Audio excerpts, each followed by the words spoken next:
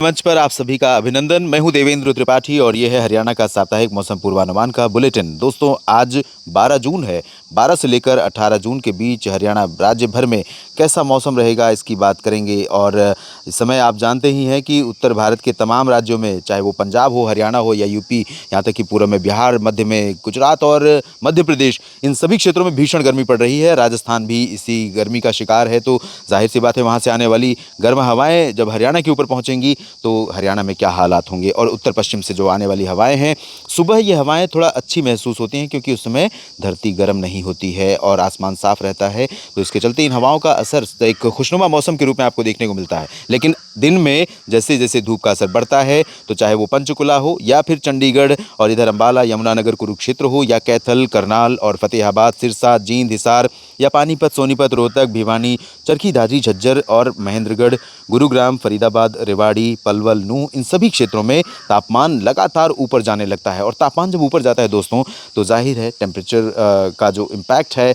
वो heat wave के रूप में कन्वर्ट होता है। हीट वेव हमें देखने को मिलती है, एक्सपीरियंस करते हैं हम। तो हीट वेव कंडीशन बनी हुई है और ज़्यादातर जगहों पर, हरियाणा राज्य भर में ज़्यादातर जगहों पर 43 to 46 degree Celsius temperature record किया जा रहा है। ये स्थिति हरियाणा भर में बनी हुई है और इस स्थिति में कोई बहुत ज़्यादा परिवर्तन बहुत जल्दी दिखाई पड़ नहीं रहा है।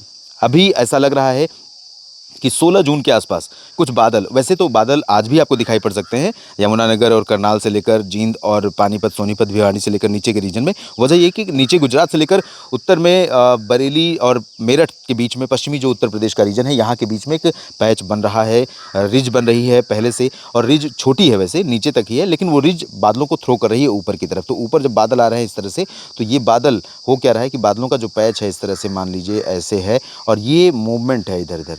तो ऐसे में मूव करते रहेंगे, कभी पश्चिम से पूरब तो कभी नीचे से ऊपर की तरफ, उत्तराखंड की तरफ।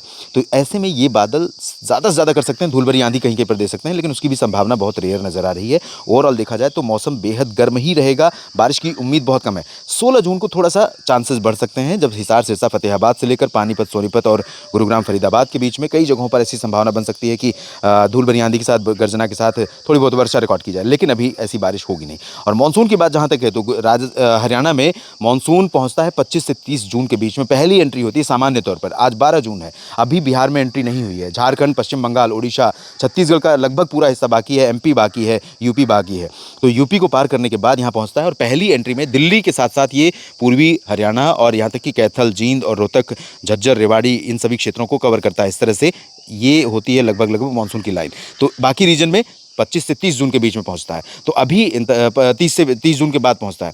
तो ये स्थिति अभी बनी हुई है और गर्म मौसम है। जल्दी कोई बहुत बड़ी राहत मिलती हुई नहीं नज़र आ रही है, लेकिन आप बने रहिए मेरे साथ। मैं आपको अपडेट करता रहूँगा हर बदलाव के बारे में, और निवेदन या अनुरोध और साथ ही साथ आपको सुझाव ये भी दूंगा कि आप इस भीषण गर्मी से बचने के लिए उपाय करते रहिए। उपाय ये है कि आप धूप में हीटवेव के दौरान दोपहर के समय बाहर निकलने से बचें, बच्चों को निकलने से रोकें और मवेशियों को भी छाया में रखें, ताकि किसी भी अप्रिय स्थिति का, हीट स्ट्रोक का शिकार आप न बने। आप सभी का मेरे साथ जुड़े रहने के लिए बहुत बहुत शुक्रिया। इसी तरह से बने रहिएगा न्यूज़ मीडिया और मौसम तक चैनल पर। धन्यवाद।